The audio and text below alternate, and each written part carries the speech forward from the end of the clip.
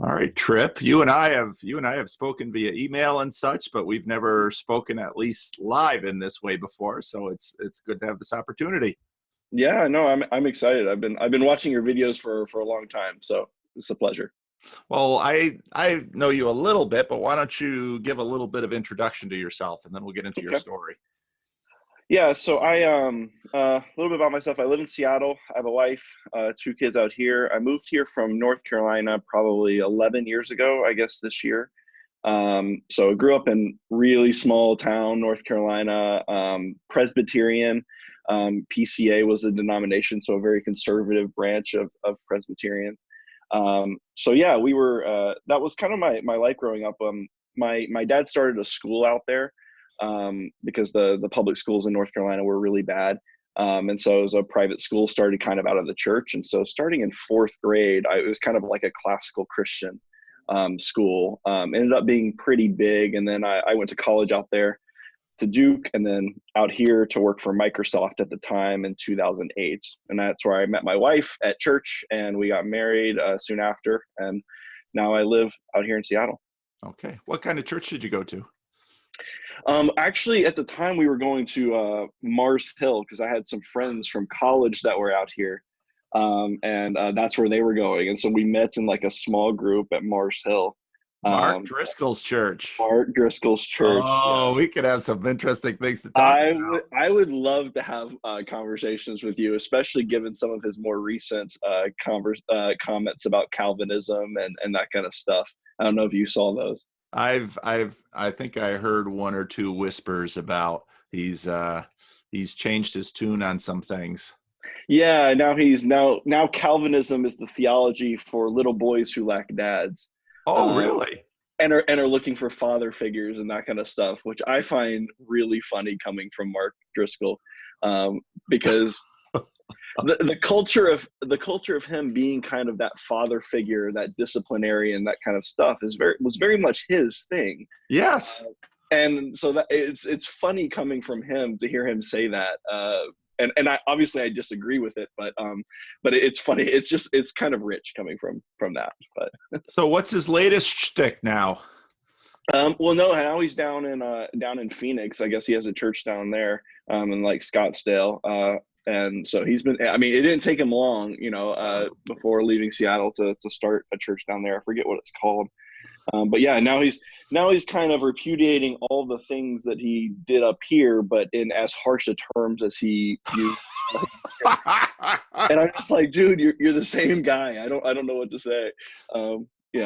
Harsh is just his thing. It really is. He can't get away from it. No, yeah. It's his temperament. It's his personality. Whatever he does, he'll be harsh. That's exactly. how he'll be. I always find it interesting that, I don't talk about this much on the channel, but in terms of recent American church history, the seeker movement, which is the suburban boomer, consumerist ethos, and that then leads to the emergent movement, which is a reaction to it. And there's really, in my mind, there were two poles to the emergent movement, and that was Rob Bell and Mark Driscoll. Right. Yeah. They, and they both founded churches named Mars Hill. Yeah. Rob Bell had one in Grandville, Michigan, in the old Grand Village Mall, an area of the country I know, and which is about as Dutch Reformed place in the country you can find. And a lot of people from the CRC were attracted to Rob Bell, and he had relationships with Cross from Calvin Seminary, with Richard Mao, and so here he is in Grand Rapids, and he's kind of, flings off in Oprah land. And you have Mark Driscoll goes to Seattle, one of the most unchurched cities in the country, starts this harsh Calvinist church. And I remember John Piper talking about Driscoll at one point. Piper just never really trusted him because he's like, something's gonna, he's too young. He hasn't hasn't been tested. Something's going to go bad. And yeah, well.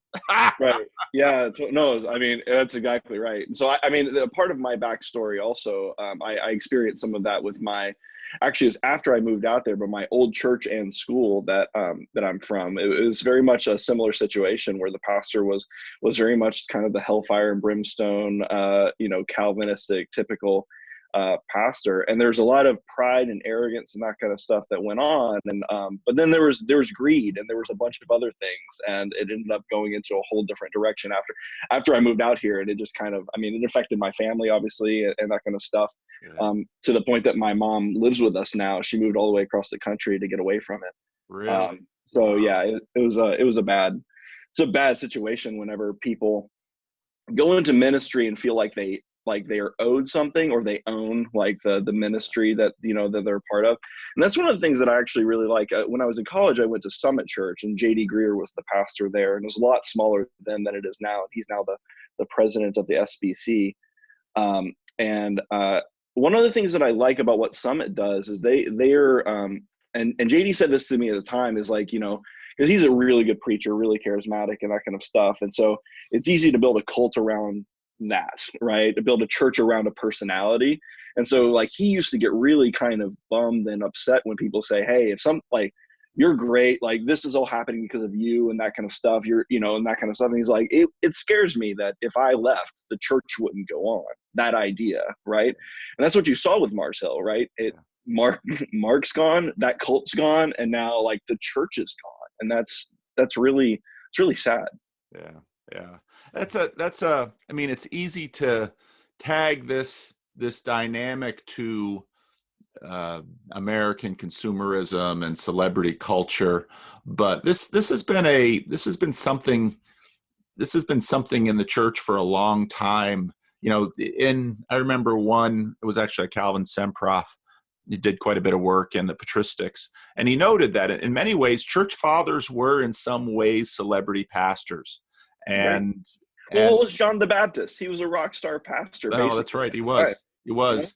Yeah. And this is why, early on, the thing I am most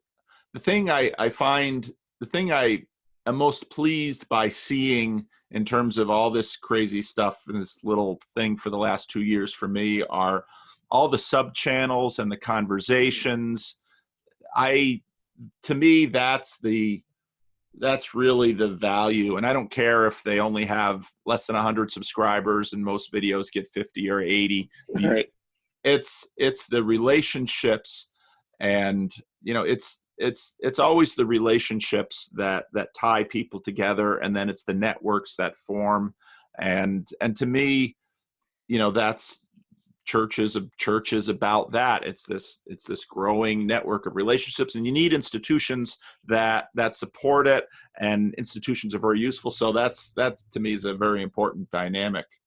So yeah, no, I completely agree. I think that's what makes a church like kind of last generation after generation or not. That's right. Is the community. It's not the person, because the person's not going to be there forever. That's right. So if you build it around that person, then he's not going to be there. Yeah. Or it'll be much different, right? If you build a mega church of 10,000 or something like that, and then the guy retires or something like that, what are you going to do? Maybe the church still exists, but it won't exist the same way. Yeah. And you're going to lose people and that kind of stuff. And they're going to find the new celebrity pastor that they like to listen to and everything, if you don't have the community kind of as the glue. Yeah. Well, let's get into your story a little bit. So did you basically, have you stayed a Christian your whole life? Have you had some ups and downs?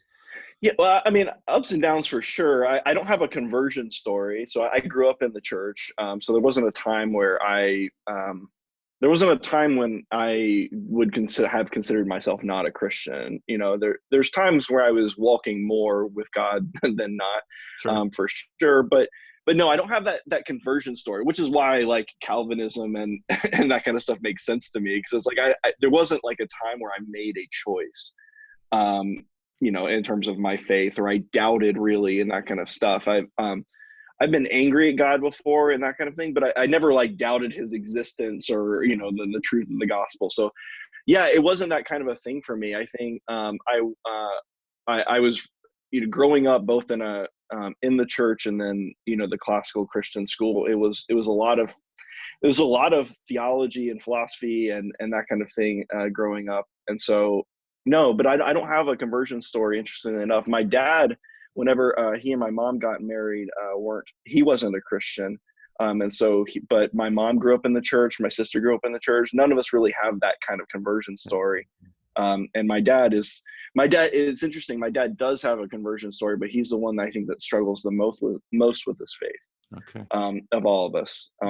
So, and I think actually Calvinism really, and predestination really is a hang up for him in some ways, because he always asks, like, sometimes I wonder whether or not I'm one of the chosen ones or something like that. And I was like, I think you're thinking about that wrong. Yeah. But it's like a hang up for him. So he's the one that struggles the most with his faith for sure. But the rest of my family, and my granddad is a super strong Christian, has been. I mean, he's 93 now. And so he's kind of like an anchor in terms of that. But yeah, so no, I don't have a real great conversion story. That's all right. Neither do I. Yeah. How did you find your way to my neck of the woods? I mean, I think we first started just chatting on Twitter. Yeah, I think the magic of YouTube recommendation videos.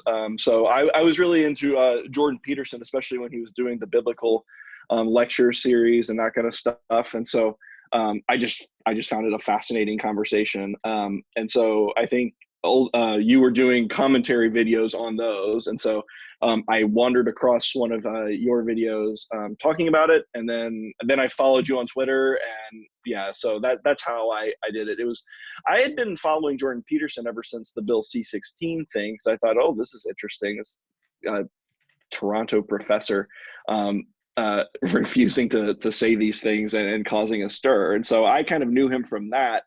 But didn't really delve too deeply into his work until I saw the psychological significance of the Bible series. And I was like, oh, this guy actually has some interesting ideas. I had touched on maps of meaning, but that's kind of a dense read, and I didn't have like a huge background in terms of Jung and that kind of stuff. So I just like, it's not really for me. Kind of like this guy, but not that interesting. But then he started doing the Bible series, and that's really when I got into it, and that's how I came across your channel. What interested you about the Bible series? It was just I liked that he was, first of all, it felt like he was taking the stories seriously in terms of their importance in a way that a lot of even Uh-oh, I lost you. Oh, sorry. Can you hear me now? I can hear you now. Yep. Okay. I felt like he was taking seriously. Yeah, he was taking the story seriously in a way that I thought that even growing up in like a fairly conservative, very literalist reading of the Bible, we didn't in some ways. And so like the fact that he found the story of Cain and Abel, and he was really pitching how significant and good a story that is and that kind of stuff, and how it means something to you, and there's a reason that this story stuck around, was really interesting to me, because we kind of always trivialize the story. It's like, oh, here's the story of the first murder, right? And the significance of why that story lasted and why it was structured the way it is and all the things that are going on, everything else like that. I just thought, here's this guy who I wouldn't consider a Christian, taking these stories, these Christian stories and these Jewish stories really, really seriously, and trying to like extract as much meaning like that to me is exegesis, right? That's I'm trying to let the text speak and bring out what it's trying to tell me.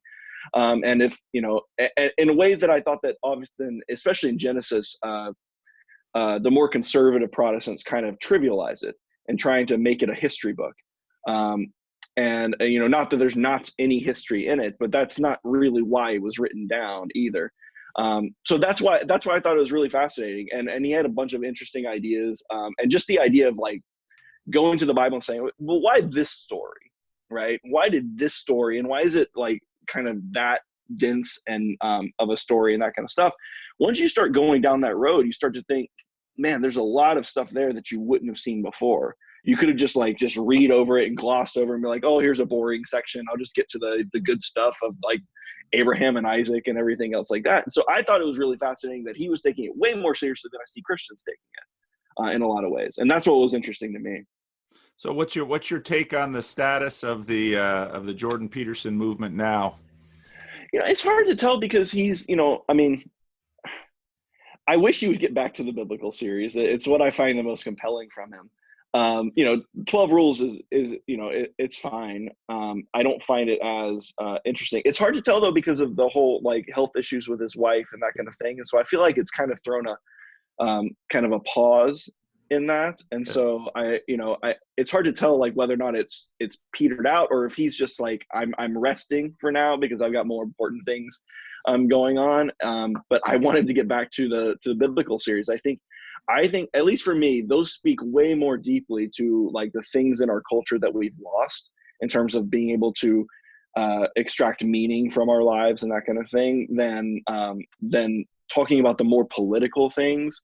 And so like I didn't like I thought it was a fine video, but like I wish he would stay away from like the Democratic like commercial things and that kind of stuff. It's like I don't care about that. There's like it's a fine video. Yes, that would have been great, but like that's not where you're most compelling. That's not where you're most helpful to people, I don't think.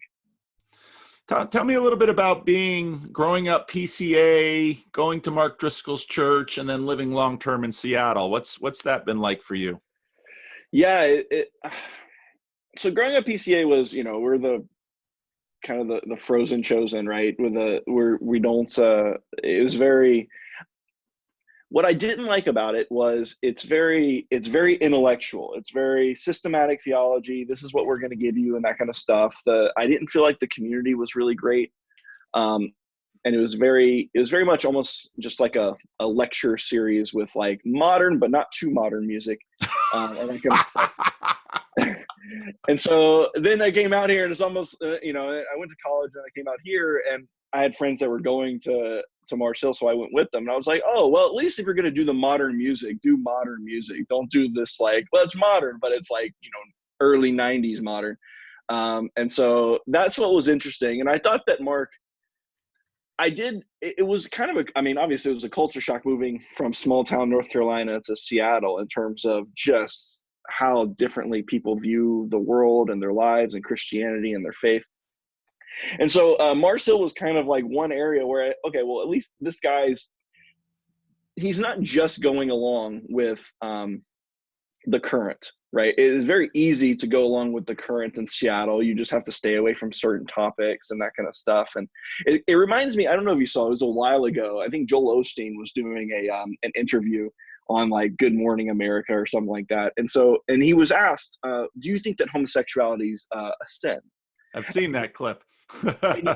And you can tell he doesn't want to answer the question, right? And so like that's a lot of like whatever you think about that particular topic's not my point, is that there's a lot of don't really stand behind your convictions publicly in Seattle, that because there's so much pressure to just kind of blend in and stay away from those topics and those kind of things.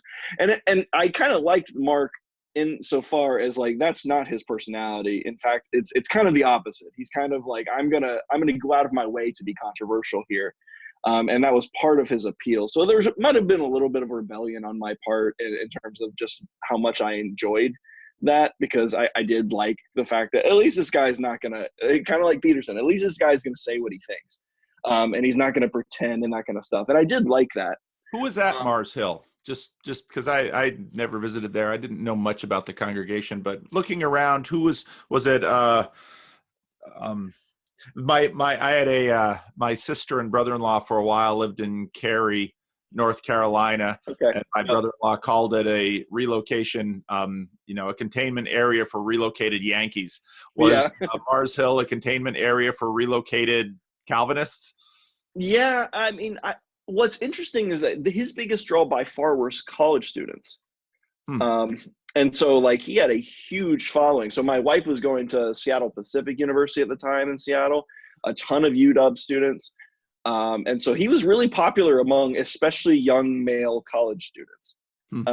And so that was, there were a lot of young families and that kind of stuff, but it didn't seem like he was drawing a ton from any particular outside group and that kind of thing. It was almost like, I think there's a certain truth even in his harshness, to like guys looking for a father figure. And so here's this guy telling you to grow up and, you know, and do a lot, say like similar things in different language than what Peterson does. And I think that there was a thirst to that. I think that that's one of the reasons that he did draw so heavily from that group. And so then it just became like a center of gravity, right? Now everyone wants to know, what is this church about, and that kind of stuff. And then all of a sudden, once you get that kind of gravity, then it just pulls people in. Everyone's curious, right? So yeah. Well, there's gravity is the right word. You get a critical mass, and then you just keep attracting, and it begins to create its own weather and all of that. You think there's so do you think there's a relationship in some ways between Mark Driscoll's popularity and Jordan Peterson's popularity? I think so. Yeah, I think that, you know, because Driscoll was fairly harsh on young men, in terms of, you know, sleeping around and all those kind of things, not having a job, being more or less useless to society and everything else like that. And so like he did talk a lot about it's your responsibility to God to not do those things. And so there is a parallel there, and I haven't really fleshed it out, but I do see a lot of similarities, both in terms of the disproportionate amount of young men that are drawn to each of them, and the fact that that's a core part of both of their messages. That's a core part of every single Mark Driscoll sermon was, you need to take responsibility for your own sin, and you need to repent, and you need to turn the other way, and that kind of stuff. Very much like God kind of idea. That's very interesting. I hadn't really thought about Driscoll much in terms of the Jordan Peterson dynamic, but talking to you, you know, you can really see it would be interesting to do.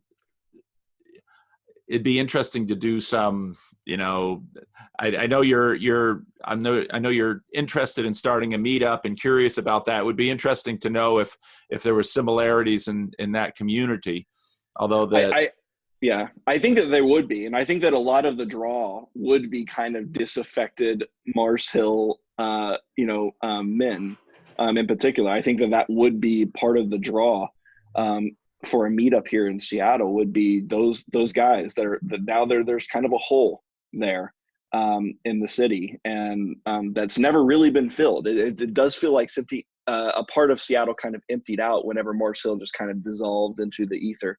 And so, yeah, where the church really hasn't recovered here in that sense. It's been fairly interesting. We just started a kind of a church plant, but yeah, the churches, there weren't new churches that kind of sprung up to take its place. A lot of these people are just completely unchurched now. A lot of people that were members there went there for years, every week, that kind of stuff. Once that happened, now I know so many people that were Christians that, you know, were in our small groups and everything else like that just never go to church anymore. They're so furious with the church. Really? Yeah. What are they angry about? Well, they feel betrayed. You know, I mean, there was a lot of, kind of not just how, Mark treated a lot of people badly in terms of other pastors and elders and that kind of stuff. But then there's all these like weird rumors about like how the money was spent and how much he was making and everything else like that. And just a lot of lack of transparency about what was going on. And then all of a sudden it's like, we're great, keep donating, keep coming to church and all this kind of stuff. And then all of a sudden one day it's just gone. And now the buildings are sold and everyone's just kind of like, okay, we're out. And then you just get up and then you just got up and kind of left town.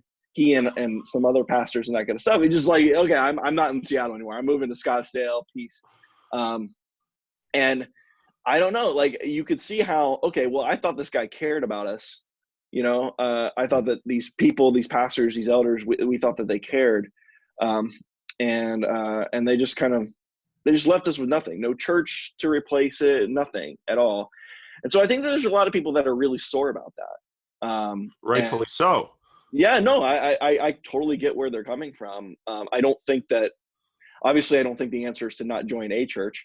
But I could get why the whole experience would have tainted your view of the church and going to church and being a part of it and everything else like that. So now they're kind of the nuns, right? Now I don't really have a religion and that kind of stuff. So yeah, in certain ways the church has never really recovered here, and I do think that would be kind of part of the draw. I think some of the same demographics, some of those same people might be interested in Jordan Peterson. I mean, he sold out here whenever he came, but that is one thing that I do think is different about Peterson, is that if you met Mark Driscoll, you didn't really get the sense. If you meet Jordan Peterson, you get the sense that he actually cares about you.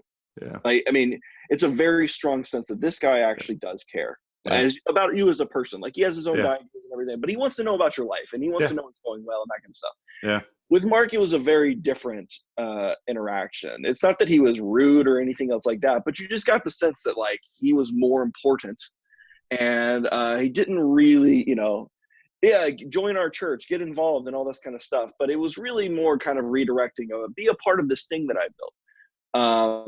And so that is a very different thing. And I wonder whether or not that could be kind of a gateway of be like, okay, you can have some of the same things about meaning and responsibility and some of the stuff that you did like about Mars Hill.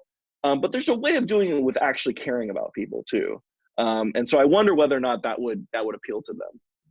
Well, as I said, as we started the conversation, it's about one of the things you learn as a pastor is that if people are coming to your church, not a lot of people come to my church, but if people are coming to your church because they like listening to your sermons, or because they like your personality or because you're friendly, if the relationship is between me and that person, well, it starts out that way because I may be the gateway into the church, but they're going to have to build relationships with the other people of the church. And that's what a church is.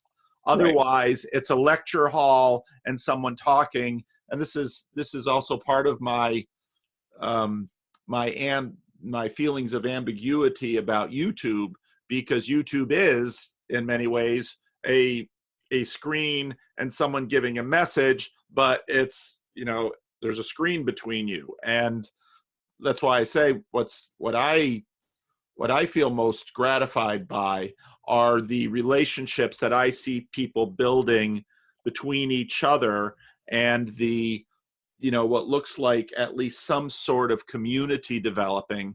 And that in some ways is the difference between a pastor and a preacher. A preacher gives a message. A pastor hopefully builds a group of people. One of the first things a good friend of mine said when I moved to Sacramento, he was one of the first people, so my church called me, so of course I met the people in the church, but one of the first non-church members, he eventually did join the church. But he said, well, what do you do for a living? Because guys always ask each other that. I said, I'm a pastor. He says, pastors are kingdom builders. They build their own kingdoms. And that is about the worst thing that a pastor should hear about their profession, that pastors are in it for the money, for the fame, for the glory. And was Mars Hill non-denominational? Yeah, it was part of like the Acts 29 network, but yes, non-denominational. Yeah. We want a denomination that can't put the bite on us in any way. Yep. The SBC is very similar. I mean, the SBC is kind of a loose affiliation and that kind of stuff. And that's what I did, for all its flaws, I did like that about the PCA church, is that there's a presbytery, and they are actually in charge, and they can take your church away from you if you're not doing the right thing and that kind of stuff. So at least there's theoretically some bite. Now, whether or not they exercise that authority often enough is, I think, a separate question. But yeah, at least there's some institutional power there, right? Yeah. It's so, because my experience too as a pastor, what you really do want if your church closes or something like that is that, folks would find other churches that they would, and this leads to sort of this American situation where people say, well, I'm a Christian, but I don't really have a church. And it's like, I really just don't think that works. No, I completely agree. I have some really, really close friends that I grew up with back home. And they would still call themselves Christians and all that kind of stuff. They do not go to church ever, kind of intentionally. And yeah, I just don't. It's like, man, I think you need a church. You need to take the sacraments, and you need the community. And if you don't have that, then I don't know in what meaningful sense would you say you're being a Christian. Yeah. In that sense, you're just kind of living your own life, and you have a set of beliefs. But okay, like James said, I'll show you my faith by what I do. What are you doing other than going to work and coming home? Yeah. Really, Yeah. and hanging out with some friends. I don't know. Like, that doesn't seem like church to me. It's like affiliation with a sports team. Well, I like the Exactly. Raiders. It's like, oh, okay. You ever go to a Yeah. game? No, not really. I watch them on No. TV. Oh, cool. Yeah. Exactly right. Yeah. So now, if I recall correctly, you and Esther, you and I and Esther are going to have a talk, and I'm not sure what your idea is about that, if we're going to talk about the Vervaeke stuff, but you're interested in Aquinas? Yeah, Thomas Aquinas is by far my favorite theologian. Yeah. That's a very unusual thing for someone who grew up PCA. It is, for sure. So actually, the kind of the English and philosophy professor, I'll call him a professor, the teacher at my classical Christian school, very much into Aquinas, and so he's finishing up his PhD now on the Eucharist and kind of a Thomistic metaphysics of the Eucharist and communion, and so he was really into it. He's the one that introduced me to the Summa and everything else that Aquinas did. And so, but I was also really interested in philosophy, and Aristotle always appealed to me as kind of a philosophical framework. And so, so that's when he said, well, if you like Aquinas or you like Aristotle, you should read Aquinas. And so that's where I really got into Aquinas. And so, but yeah, I was really into Greek philosophy, and I wrote my thesis at Duke on the kind of a Neo-aristotelian view of mental causation, because my studies at Duke were philosophy of mind, and that was my master's, but then computer science and computer engineering, and I do artificial intelligence research now. And so it was interesting because we did some kind of proto Evo Psych as part of my curriculum before that field really took off. But it was some of that same stuff, some cognitive science, some neuroscience, and that kind of thing to try and reverse engineer the brain. And so, but that's my academic background. And so Aquinas is my favorite, but Aristotle was my field of study in the philosophy realm. Okay. So you've heard my group A and group B. Yeah. What do you think? I think it's an interesting way of categorizing. And what's interesting is even in the Old Testament, you do have different words used for God to denote different things. And so it's almost like the Hebrews were even struggling with this idea of this one word to denote this one thing. And sometimes the attributes of God and Aquinas talks about this a little bit, but sometimes the attributes of God are talked about as if it's a separate person from God or a separate being. So the holiness of God and all those kind of things. And so I don't mind it as a framework. I don't think, obviously Aquinas and Aristotle would say God's simple. He's not composed of parts. Right. And so we wouldn't say that there's two different gods, or God has one part that's, God number one and one part that's God number two. So Aquinas would say, no, not that. But as a way of talking about it, we need categories, and God's big. And we're gonna put our own ways of viewing him. So as part of like a linguistic way of talking about it, I don't have a problem with it. I think it can be useful. And I think that actually a lot of people do get the sense, it seems, of God number one and never really experience God number two, I think. And so I think that's one of the reasons that karma and things like that make sense to some people in ways that God number two, that personal God that's going to interact with in your life and that kind of stuff, because he wants to have a relationship. Some people they don't have that experience, but they do. Oh, lost you again. And I need to stop playing with my AirPod case, I think. Yeah, so I was just saying, I think that's why things like karma make sense to some people. It's kind of like they're trying to come up with a way of talking about God number one, this grain to the universe and that kind of stuff, without God really interacting with me.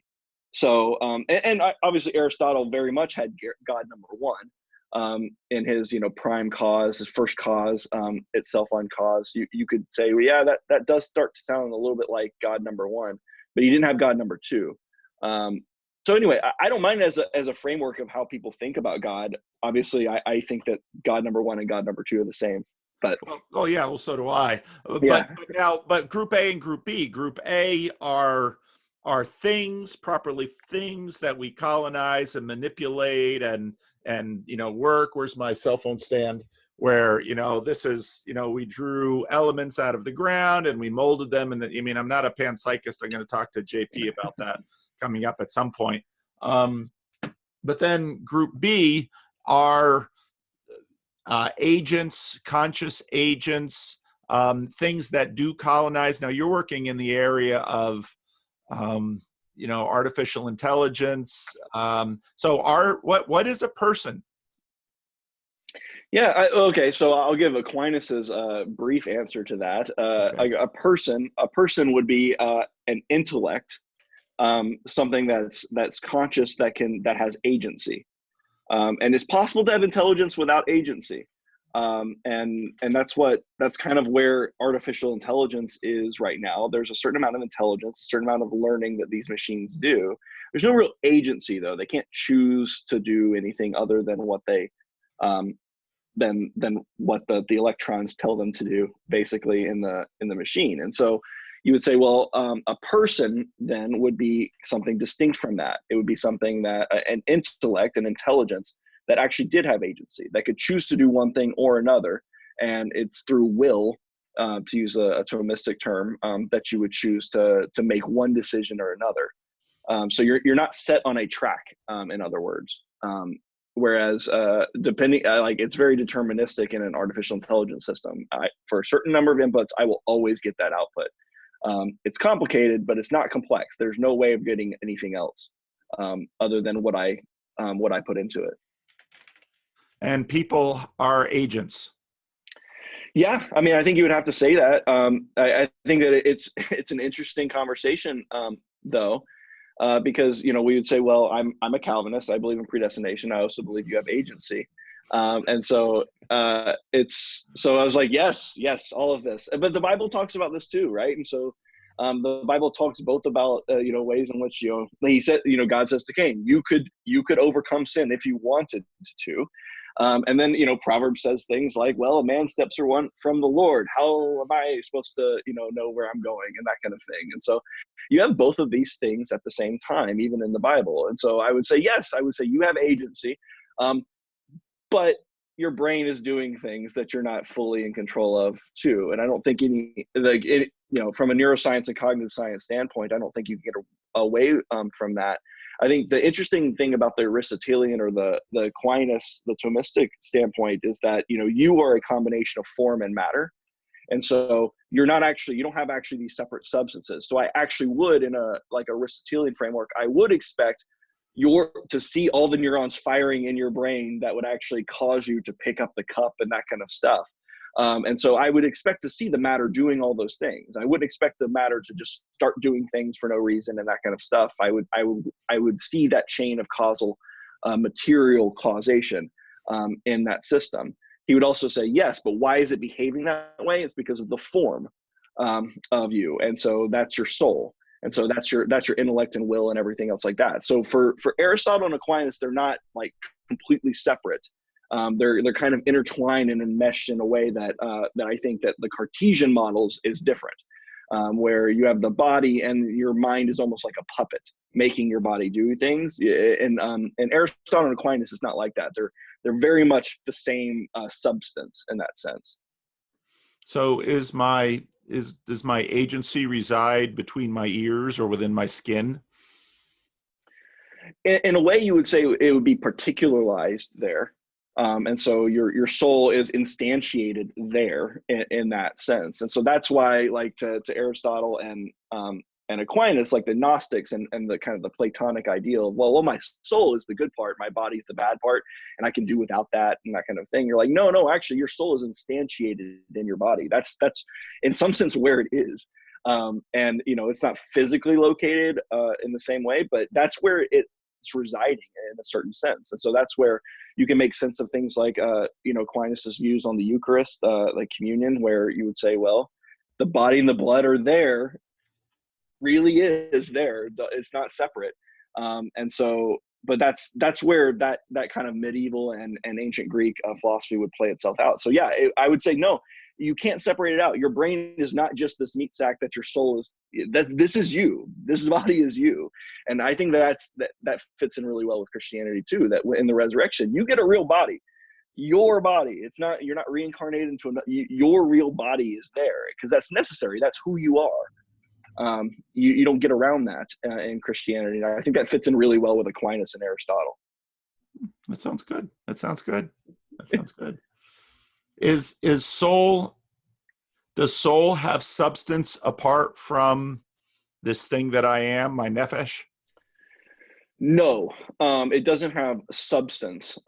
So you, in that framework, your substance would be form and matter, and the form we would say is the soul. So your soul would not have substance by itself. It's part of a substance. And so no, and that's why like kind of the picture of the saints kind of groaning in heaven because they're in some ways incomplete makes some sense there. And so it's kind of this mystery of how can the soul remain without the body, because in this system you're like, no, it can't actually, like it stays, that's where it's particularized. And so it's almost like a miracle of God that your soul survives to get this new body in that system. And so that's why it makes sense to me. They were like, oh, I feel incomplete. I'm not really here, and that kind of stuff. And I want my new body in the new heaven and new earth. It makes some sense in that system. Okay, interesting. Well, that's cool. I've badgered you with questions. And anything you want to bring up with me? Sure, I do. It might be kind of a personal question, but it's sure. related to some things that I'm going through right now. Your eulogy for your sister, I thought was really great. Thank you. What would you tell? I mean, how many months has it been since that? It'll be 1 year this November. What would you tell yourself, like now looking back, like if you could go back and tell yourself something then? Have you learned anything? Has your perspective changed at all? Would there be anything that would be helpful to tell yourself back then when you were kind of going through it? Oh, when I was going through it, I think before my sister, I think one of the things I learned, and this sounds so cliche, you know, I'm much more disciplined about talking to I'm much more disciplined about talking to my mother and my sister regularly because I live across the country from them. And one of the regrets that I have is that my younger sister, so my older sister, the sister that died is my younger sister, and she was very busy. She was a Christian school teacher, loved her work, very important teacher in that school, leader in the community. You know, huge outpouring when she died. Her death was sudden. You know, I wish she had taken better care of her health. I wish I had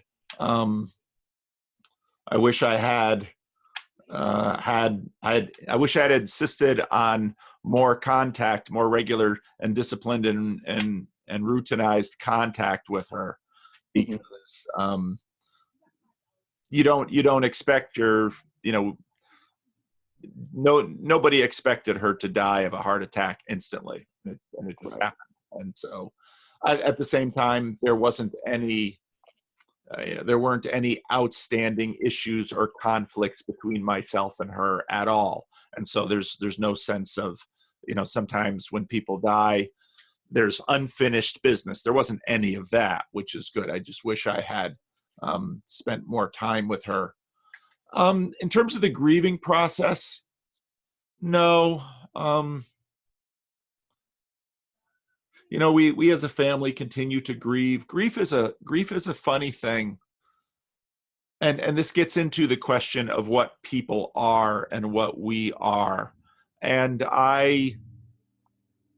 again, this also sounds cliche, but sometimes cliches develop for reasons. I don't know how this would be for me if I didn't have a vibrant hope in the resurrection. And when I say hope, I don't mean that as kind of a weak American hope. I mean it as a more fibrous New Testament hope. And that, I see a lot of people, and some people that I'm very close to, for whom they need to pour everything into this life from 0 to 53 or 80 or 100.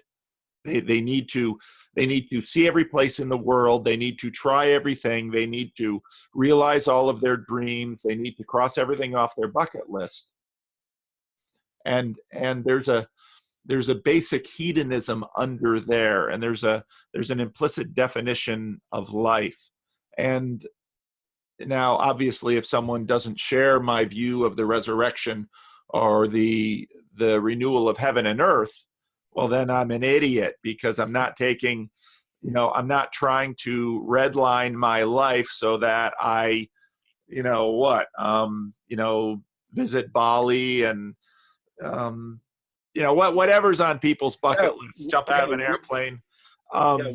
We're to be pitied above all men, right? Yeah, because I do believe that this, what I can, and I'm by no means the most sacrificial man, or I've lived the most sacrificial life, but part of the reason that Christianity and a vivid view of the resurrection, and when I mean this was the one when you and Esther were talking to Adam, I was listening to that conversation, and you guys kept focusing on, what happened, at the moment outside the tomb. And I heard your conversation with the other pastors, where we goes after that, because Jesus, Jairus's daughter, and then the young man coming out of the village, Jesus and Lazarus, Jesus brought people back to life, but the resurrection is a different category.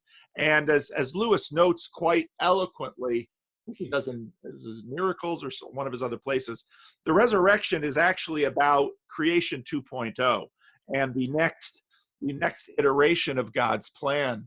And that's really, it's that dynamic.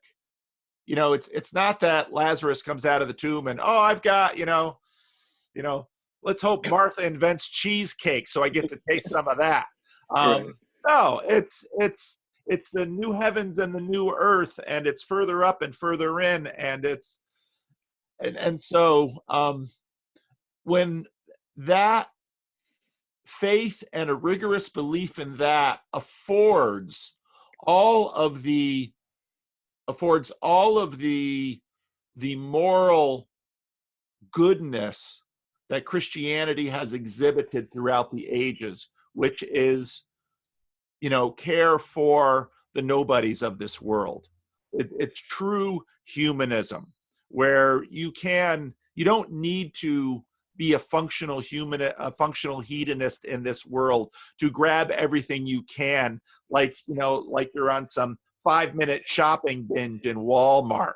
I mean, that's how, in a sense, the secularist context is leading people to live their lives. And okay, if you want to get environmental on us, the planet is paying the price for our greed and our, I've felled a few trees here, but so I don't have, I really feel for people who don't share this hope, and I want them to share this hope, because I think it not only is emotionally satisfying and a buffer against grief and loss, but it also affords generosity, which this world calls irresponsible.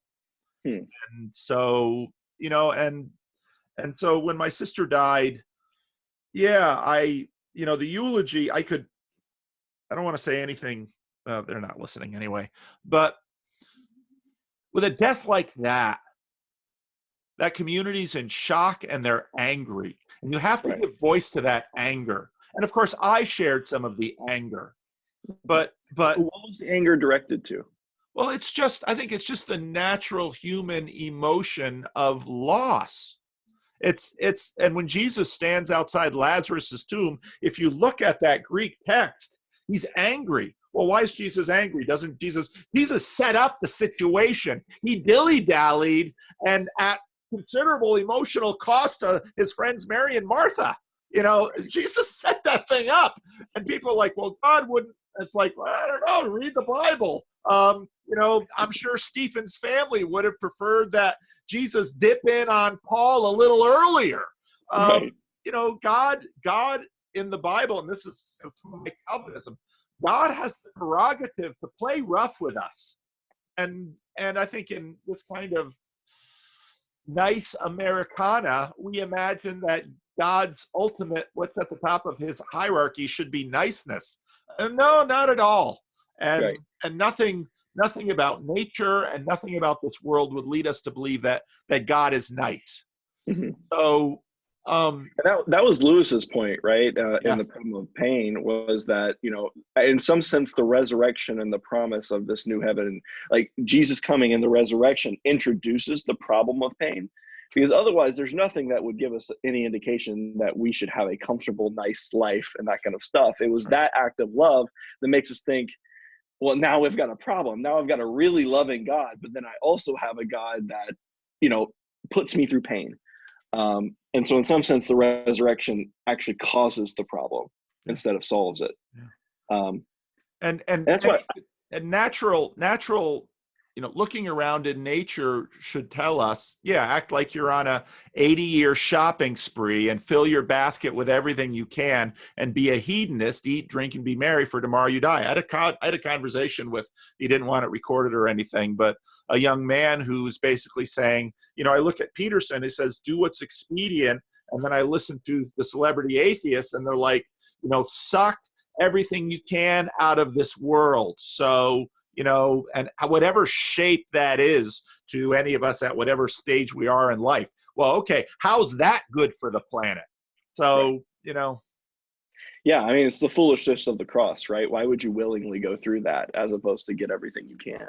And that's why I actually like if you read, Job in the Hebrew, like the ending of Job where he gets all the stuff, like the language is different, almost like it was added, later. And so like the earlier parts of Job, I was like, almost I like it better where it just ends where God shows up and he's like, listen, idiot, what do you have to say? And Job's like, you're right, I got nothing. Like I have no right. Like God does have that prerogative and he exercises it sometimes. And so I the reason that I was asking that question, I know we only have a couple more minutes, but I don't have a conversation at 9, so I'm fine. Okay, cool. The reason I was asking that was, very recently, a couple of weeks ago, my wife and I went through a miscarriage, and it was really unexpected and that kind of stuff. And that anger, that you experience, like there's sadness, but then there's mixed with anger and everything else like that. Like that anger I felt really viscerally in a way that I don't think I ever have. We talked about it a little bit in the randos reading when we were going through a grief observed, the second one, where Lewis is saying, I don't think I'm in danger of not believing in God, but I might be in danger of believing some very bad things about him. Yeah. And so that was the first time in my life that I really felt that, and it reminded me kind of the anger that I heard in the eulogy. That I am angry, and in a sense, we should be angry. We shouldn't pretend like that's not painful, and that's not real loss, and it doesn't matter because we have the resurrection. So don't worry about it, and that kind of stuff. So the resurrection does provide hope, but at the same time, it doesn't take away the pain either. Right. Really, like we're still experiencing the grief, and a lot of times I feel like Christians want to pretend like, oh, we have no pain and my life is perfect and that kind of stuff. It's kind of the Instagram version of Christianity, right? Where we're only putting out the good stuff and none of the bad. You don't get that from the Bible. You don't get that from the Bible. And I know you as a pastor, you're like, you don't have that view of the people that go to your church or anything else like that. But a lot of times I feel like that's what we do, that we're just like, and even in talking to people about it, they're like, oh yeah, we had one too, and don't worry about it and that kind of stuff. It's almost like, let's not talk about the pain. A lot of times, let's hide it. Okay, if you want to talk, go to this group. Like, we don't want to talk about it. We don't want to express that. Hey, I'm actually kind of angry at God right now. Yeah. About this. Yeah. Well, and it's a loss, and anger is the appropriate, again, Jesus at Lazarus's tomb, he's angry. And you're like, why are you angry? Well, because death is ripping apart the fabric of shalom, and anger is absolutely appropriate to that. And miscarriages, so my mother had a miscarriage between my older sister and me, and don't talk about it much, but I know about it. My grandmother, my mother's mother, had my grandfather and my grandmother and my mother's side had 3 girls, and they had a miscarriage or a stillborn or something, and it was a boy. That story carried down, and so there's been a movement lately to memorialize miscarriages in a more rigorous way. And I think, you can go overboard on that too, probably. But I think it is a loss. And I don't think we need to be embarrassed by that at all, because that child entered into your family in a way, as children always do before birth. Just watch, just watch couples when they discover they're pregnant, and the excitement and the anticipation, that's real. Yeah. And it's absolutely something to be celebrated. And when it's lost, it's absolutely something to be grieved. Yeah. And that's one of the reasons that we ended up insisting on doing genetic testing to find out the gender. Just because we didn't want it to be kind of an abstract thing. This was a real person. Yeah. And so I think that's why I think that in doing that, and making, like, kind of abstracting out the pain and that kind of stuff and not talking about it and everything else, we actually do disservice to what we hope for too, right? Because we need to draw a strong distinction between what is today that we all know is not right, but, like, especially in our comfortable kind of Western lives, we can kind of pretend like everything's pretty okay, but we all know it's not. But I think that what Christianity what we need to do as Christians, say, no, it's not actually okay. The pain that you're going through is meaningful, and it's real, and it's ever present. And that's one of the things that Peterson always talks about. Yeah. And so that's one of the things that in his talk with William Lane Craig and Steven Pinker's wife, I can't remember her name right now. One of the things that I thought was compelling about Peterson's opening there was, like, you can't question meaning when you're in pain. It's there. What you mean is, what we're really asking, is there any positive meaning? And that's where Christianity comes in and be like, yes, there can be. Yeah. And there can be, like, a hope in the future that you don't have now. So I think that that's one of the things that, I don't know, like, I think that we as Christians, we want to kind of indulge in this modern kind of American, dream of make everything comfortable, avoid the pain, avoid uncomfort and that kind of stuff. And we center our lives around doing that, to the point that, we'll just not talk about things that are actually painful to us. Yeah. And so, I don't know how many eulogies where that they're in pain and they're not expressing it really. Yeah. Next week I'll do a service for a really dear saint who, was a good friend of mine, and he passed away last week, or 2 weeks ago.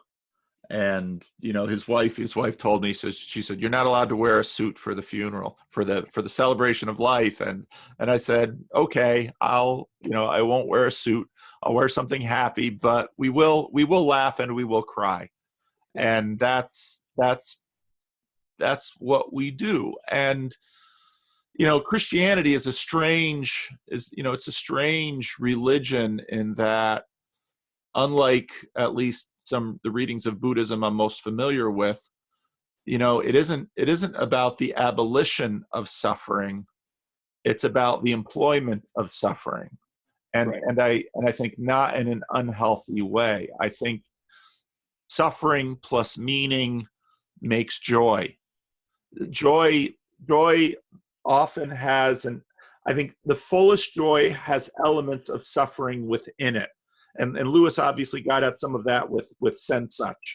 and sort of his longing. Now that might be a little too close to Vervaeke's nostalgia for Vervaeke's comfort, but joy is, and we experience that in almost every movie we go to. I mean, we would never enjoy a movie where, oh wow, there's a perfect family, they're living a perfect life, everything is turning out great, the end. We watch that and we say, oh, that was dumb. I wasted an hour of my life. But here's a trial, and here's suffering, but there's meaning, and here's striving, and here's longing, and here's consummation. Now this is something we can live into. Right. And that, of course, a hero's journey where the hero never struggles or anything else like that is not a hero's journey. That's right. We don't find it compelling. And that's, I don't know. And so I'm just thinking about this more, and the other painful situations that I think that people go through, and they don't want to lean into it. They want to distract themselves from like experiencing the pain. And I don't know. I think that the church can, I'm just trying to think about it from my own church. Like, how do we do a better job of like not encouraging people to do that, to actually have conversations and like admit when you're angry and in pain and that kind of stuff, and for whatever reason, and not treat it like an embarrassment, or your life sucks, mine's great, let's not talk about it now. I don't know, that's just kind of the feeling that I'm getting. And so I heard it in your voice, in your eulogy, that there was real pain, and anger. And the anger is what I think that I almost never hear people really express, but I know they're feeling it. And I don't know why. I hear sadness. I don't hear anger a lot. There's some church culture in there, and there's some American culture. And I, one of the things that over the years I've had to come to terms with is there wasn't a lot of anger in my house growing up. My father was not an angry person. My mother was not an angry person. When my parents fought, we as kids didn't know it because they tended to fight, I think, with silence and avoidance rather than heated engagement. And so anger has been something that I've had to sort of come to terms with. But anger has its place. And I think as Americans, and especially Christians, will tend to, we're bad at anger, partly because, well, we're bad at everything that's powerful. And anger is powerful. Yeah. It's when I know some people for whom, many people who have been hurt deeply or have suffered significant trauma, they prefer feeling anger to sadness, because sadness is vulnerable, and anger, you put up an internal, there's a moral defense of self-righteousness. Yeah. There's a flood of, hormones and adrenaline that makes you feel powerful. So people who have been hurt and traumatized often default to anger, but anger's dangerous. And I was in my local supermarket the other day, and a homeless guy came in, and he started having a confrontation with the front manager of the store. And, I just thought, they're going to call the cops, and, all this stuff is going to happen. And he had his bike, and I could pretty quickly see that I've done a lot of stuff with homeless people. So he's worried about his bike. If he leaves his bike outside the store, he's got $2 that he just panhandled. He's there for a beer. And I said, would you like me to hold your bike? Yeah. So then I could hold his bike.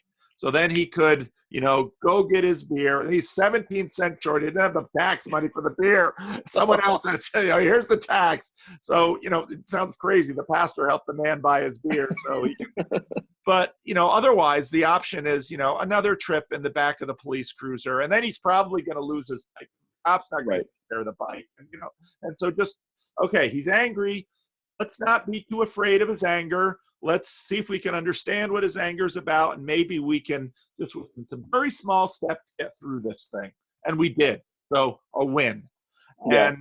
And so no, we've got real issues with anger, and the church hasn't modeled it well. And I think this, again, part of what has come into American church culture is the culture of nice in church. Mm-hmm. Yeah. And it's interesting for me because my dad was very angry, and so our family's very confrontational, except for my mom. She's the nicest person you'll ever meet. But my sister and I and my dad are all like highly confrontational and angry. I don't know, did you ever see the movie Inside Out? Yeah, yeah. Yeah.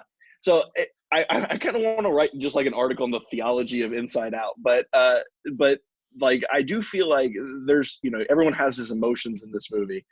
Everyone has all of the emotions, right? Right. Joy, sadness, Right. anger, all this kind of stuff. But there's a dominant one that the others kind of get filtered through. Yeah, yeah. And that's what it's like for me. It's like my sadness does get filtered through my anger a lot, and I see a lot of people just, it's almost the exact opposite to the extent that you never see their anger. It's just either I just want to act like I'm happy all the time, or I'm comfortable with my sadness, but my anger never comes through, or I never want to admit that I'm angry. And I don't, it's bizarre looking at it from my perspective because I'm the exact opposite. You'll see my anger much more than you'll see anything else. If you hurt me, I'm not generally going around a raging volcano, but if you hurt me, then you're going to get The angry. little rage guy. Yes, exactly. Yeah. I love that graphic. That was a great scene. But yeah, that was, I don't know. I think that the niceness in church, and I think that's probably one of the reasons that Driscoll probably appealed to me a little bit. I did like, he was not afraid of the anger. And the anger was actually like very prominent for him. And I do not like nice church culture. Just in general, I don't want to be too antagonistic, like needlessly, but at the same time, I don't like the niceness of it. And that's where I do like Peterson. Like he's a nice guy. He does care about you, but he's not going to lie to you.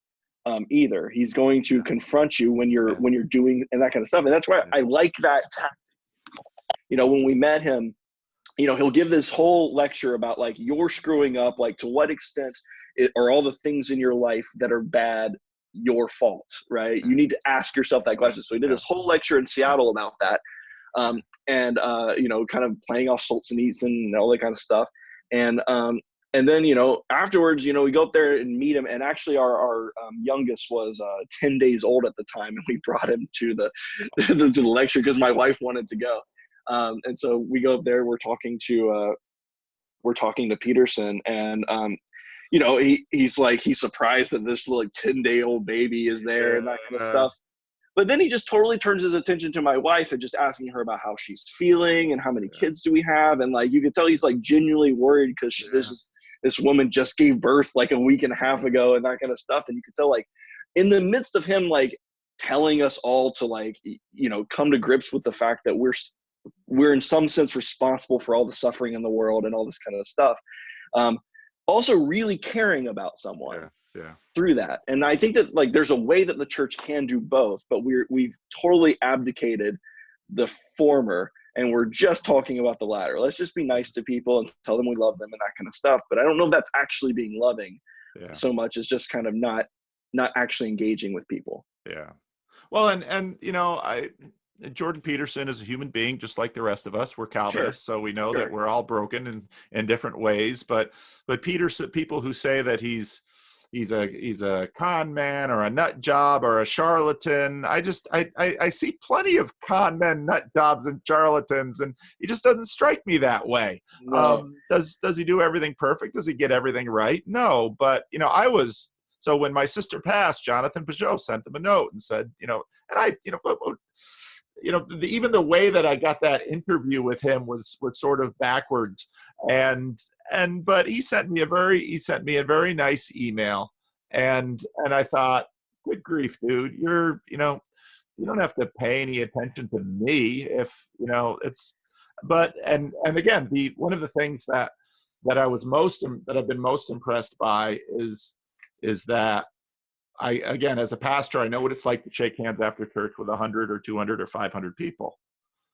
And he, you know, that VIP crowd of 160 people after an event, he had a way of making everybody feel like he was present to them in that moment. Right. That's powerful. Mm-hmm. And I do think, you know, he's got some, there's a former professor, Quentin Schultz of communication at Calvin College, who did a little video on, what should Jordan Peterson do better in terms of his communication. And one of the things Quentin Schultz said, was be less angry. And I thought, well, that's probably true, because sometimes when he comes across with certain issues, he can come across as shrill and angry. But at the same time, in a lot of ways, I think he's modeled an ability to, anger is a card that we have in the deck, and it's a legitimate card, and there are times to play it. If it becomes the filter for everything, well, then there are other problems, but it's a part of us, and it's a part of God. Yes, it is. Yes. And what I think when he employs anger, talking about, say, the suffering in the world and that kind of stuff, it seems to me to be entirely appropriate to express anger that way. Sometimes in the interviews, if he's having like an antagonistic interview with someone and he comes across as angry, then that's not good. But mainly because I think the other person's also coming across as angry, and now we just have an angry interview. And so I actually think he does better if the other person's being angry and incredulous and he's just kind of like laughing. Human interview. That's what was great about that, is like she's really angry and like he's just like, I think this is silly. I don't know. I think, I guess, in terms of the I think that one of the things that Peterson does, though, is he leaves open. So he's talking about all this anger and suffering and that kind of stuff, but he's leaving the door open, at least ontologically, to there being some like deeper thing. So he's like, I'm just talking about the psychology here, right? I'm not saying that there's not like an ontological reality behind this, but I'm just going to talk about the psychology, right, which I appreciate. And that's where I come to Vervaeke, and we can talk about the more investors of like he's like cutting the knees off of, like, he's going to hit his head on an iron ceiling, I feel like, in some ways. And that's where I think it's useful to talk about the psychology and the cognitive science and that kind of stuff and the mechanisms of meaning making. I think that's useful. But that's where my critique would be of Vervaeke. And so I did want to ask you, like, why do you like him? Like, what is... No, it's not that I think that there's things not to like, but like, what is most compelling to you about his project? Well, when I first started, so Struan, who you can meet in the Discord server, Struan he was one of these, you take he sent me emails early on, and he's always sending me ideas that he's got some really interesting ideas, but then he was very quick, you got to watch this Vervaeke guy. And of course, that was with his Buddhism and cognitive science. The sound was kind of crappy. And I listened to some of it. The sound was so crappy, I couldn't really process it or use it. So I was really happy he started the other. John in his work has given me, very similar to Peterson. I mean, anybody, if you've watched my channel and all, I'm addicted to information and learning. I love learning, and I'm a lifelong learner. And for me, partly, I think because of my dyslexia, and perhaps partly because I learned the violin and the Suzuki method in first grade, I'm a real auditory learner. So I can consume and process a lot of audible material. I noticed Vervaeke right off the bat with the early episodes was giving me some helpful framework for understanding the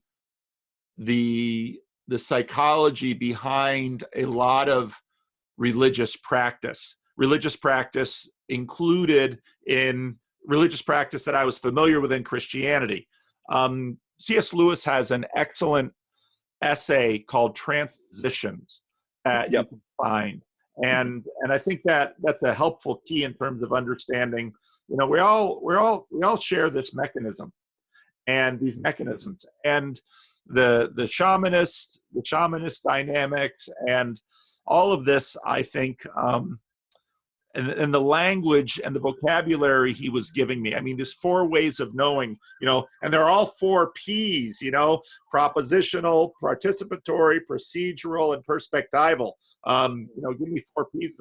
And of course, grabbed Pastor Paul's alliterative attention. Make a sermon out of that. That's right. So, and I found that to be very helpful. He's just given me a lot of really helpful stuff. So that's one thing. Just in terms of his personality, he's quite different from Peterson. He is an academic, and Peterson's kind of more of a preacher. But I also could could sense very quickly with John that he's open, in that he wants to have conversation and he wants to have dialogue and he wants to, so I talked to John Van Donk, and John Van Donk's kind of become this coach for me. He's always pushing me to the next thing. And I'm kind of a rut person. So it's kind of like, I like my meetup. I don't want to do anything different. I don't want to start anything new. Let me just sit with my nice little group of people here and enjoy it. And John Van Donk won't let me see. So it's like, so he says, basically, Paul, what you've got here is, and this came through with our conversation with Job, this is the outer court. This is the court of the Gentiles. This is the outer court. Churches need this space, partly because John, because of his own personal story, sometimes feels very much in that outer space. And he says, how are churches providing that space for people who say, I don't believe in God. I think I've got real issues with Christianity. It makes me angry. I've got all of these issues. And where is the space within the Christian world for us to have productive, respectful, meaningful conversations? And that I care very deeply about. And one of the things I see in John Vervaeke is someone who also cares about that. And of course, he's disclosed a little bit about his own story. If you watch his conversation that he had with Guy Senstock, I'm going to be talking to Guy coming up in the next week or so as well. But, John had a very difficult experience growing up in whatever Christian, corner of the Christian community he grew up in. And that's been part of his formation. And so, yeah, I was going to say, like, whenever I hear him kind of reference, like his, there's an anger there, for sure, that I detect. Like he or is at like, least some hurt. Yeah. Like he's not happy about his experience, and I feel like there's definitely some baggage there. It seems to me. And so, Peterson postures himself as an agnostic. I mean, he's going to leave the metaphysics alone and talk about this psychologically. And I think part of that for Peterson is because of, and this isn't telling stories out of school. I mean, because Peterson has shared a lot of his visions. Peterson is one of these people that has, that gets visions and has unexplainable experiences. And I think for Peterson, it sort of leaves the door open. John Vervaeke, is very open. I'm a physicist. This is my box. Right. Now, I don't necessarily share, I'm not contained by that box like he is, but what is true in that box is still true. And I agree. We have to work through those issues.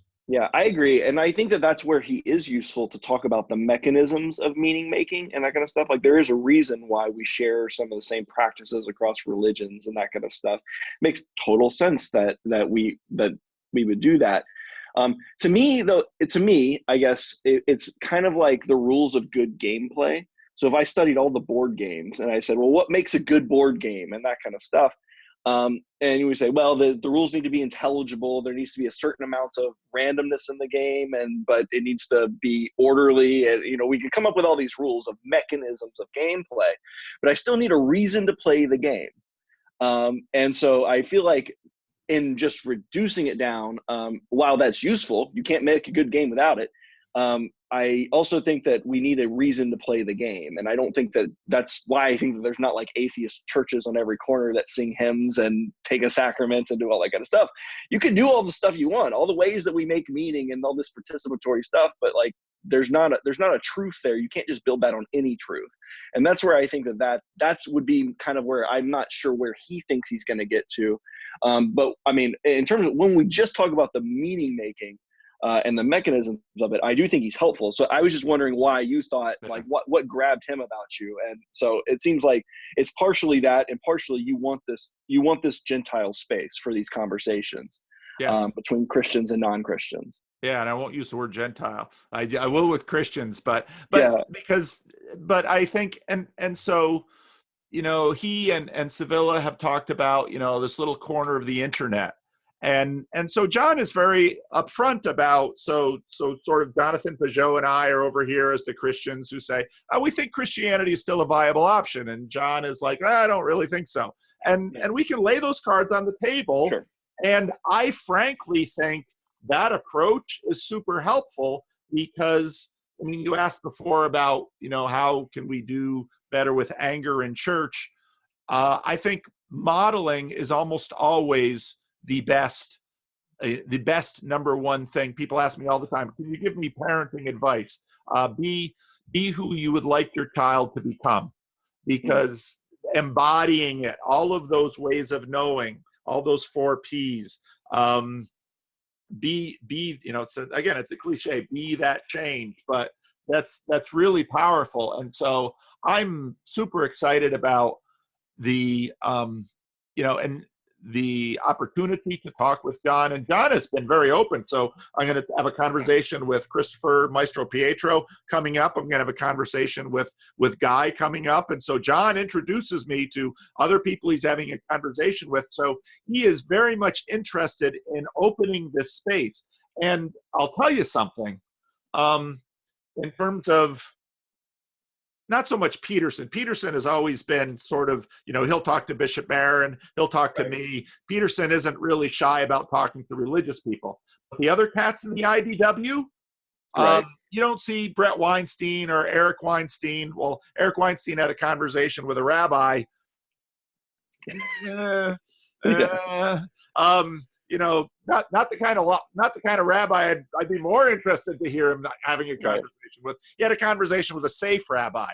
And so part of what happened with the IDW is, about as far out as they'll go as they'll talk to Don Hoffman or Rupert Sheldrake or one of these guys who's kind of over there. But having a conversation with a Christian who has solid credentials in terms of making supernatural claims about the resurrection. All the rest of these IDW characters, they don't want to go there. Peterson will, but John Vervaeke is, hey, let's have conversations with real religious people. And for a long time, academia sort of, we're going to close that door to these people. Well, you can go to church, but you better not take that too much into our academy. We're gonna steer free of that. But John's open, and so I really want to celebrate and encourage that. Yeah, no, I think that is interesting. I hadn't thought about that, but I see something similar with like Peter Boghossian and that kind of stuff, where all of a sudden he's having interesting conversations with like evangelical, like Southern Baptist kind of, that kind of stuff. And I was like, I'm hoping he and I will have one online. We have talked on the phone, but he of course had, he had the kind of experience no one wants, in that he kind of got kicked out of his church. And so he and James have been fighting that fight. So, part of what happened, part of what's been happening, and Trump is a symptom of that. Peterson is part of that. We are in a space right now where there's real movement culturally. And there's opportunity in that chaos. And I think there's opportunity for Christians to make their case. And I have always, so I had a conversation yesterday with a guy that he gave me permission to post. The recording's a little not real great, but I will post it. And, this guy was kind of interested in Peterson sort of from the Jungian thing. But he thinks my Christianity is just a whole load of BS. I love talking to people like that. In fact, I think in some ways a little corner of the internet can kind of be a little too nicey. I'm from New Jersey, so I don't mind mixing it up a little bit, because I don't mind having a good argument and leaving as friends. That's kind of a Dutch thing. It's something that I like. So I'm not gonna, if someone comes and tells me just I'm full of crap, I'm not offended by that at all. I Right. kind of like it. It's a challenge. So Yeah. Well, and that's what I think, that I do think that there's a good case to be made. I always use the Netflix example. So Netflix, they had this like mail order DVD business, right? yeah, So I they used to had get that for a that. long time. Yeah, and so they had that for a while, and they killed off their own business because they thought that streaming was the future and that kind of stuff. Like, they disrupted their own business, and no one does that, right? Yeah. No one kills off their own business because they think, they usually go the blockbuster route where they get killed by someone else. And so I do think that there's value in engaging in these kind of arguments with people who do think we're crazy, and that kind of stuff. If nothing else, to just figure out, where are we falling, where are we missing something, and so yeah, I'll make my case, and I think it's a good one, but then there's a lot to learn as well, and so I think that it is valuable to have these spaces. So that's good. I never thought about that with John and the rest of the IDW. And their conversations. That hadn't struck me before, but I think you're right, coming to think of it. Like, Ben Shapiro would be the one other person that I've seen have conversations across that. But obviously he is religious, so he's not going to be afraid of those conversations. Right. So I think, it's fun because when you listen to John's series, John's a lot harder on Sam Harris than he is on Christians. Yeah. Because if you begin to understand the cognitive science and some of this shallow new atheism, it just doesn't hold water. It's never held water philosophically. It doesn't hold water in terms of science. I can appreciate and respect someone's skepticism about God. I think, and again, I think C.S. Lewis in the first chapter, The Problem of Pain, lays that out better than I hear atheists doing. Right. If from nature I had to come up with a loving God, I can't do it. Right.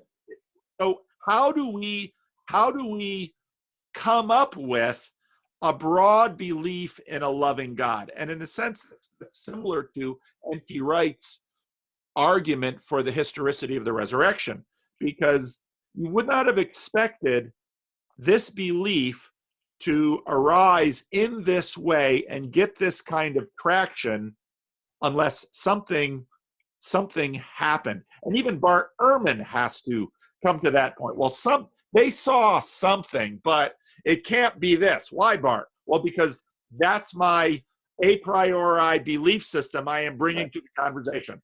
Okay. I'll have to tell you in our next chat my Bart Ehrman story, because I took his class at UNC. Oh, really? Yeah, because there was this thing, if you at Duke, and UNC students can take classes at the other university and get credit and that kind of stuff. And so I decided to take Bart Ehrman's New Testament class. So next time I'll have to tell you my Bart Ehrman story. I got him very angry in class one day. All right. Well, this has been fun, and I know that you and I and Esther are going to schedule conversation, but I wanted to have a conversation just with you first, because Esther's, of course, a force of nature, and yes, she is. I wanted to get to know you, so that once Esther blows into the room, that we don't just sort of Oh, sure. Yeah. Maybe we can. I say that in all love. I know that she really, when I told her to stop colonizing my channel, it's just that she's a force of nature. That's just how she is. So I know, it's funny. I think that, Esther, and I don't think we've talked about this. I think that Esther wants people to see other interests that she has, because she got so kind of well known internet wise because of Peterson tweeting out her articles and that kind of stuff, that she has a lot of interest in art and music and a lot of things, and fiction. She has really interest, and honestly, that's a lot of what Esther and I just talk about offline. Is not even the stuff that we got in touch with originally. Is a lot of that kind of stuff. And so I think that's where I think Esther wants to have more conversations about these things, just to have because it is a big part of her life. And so anyway, so I think that's what she's trying to do, and not colonize you. But I know she isn't. I know she isn't. Yeah. But she comes on strong, baby. She's a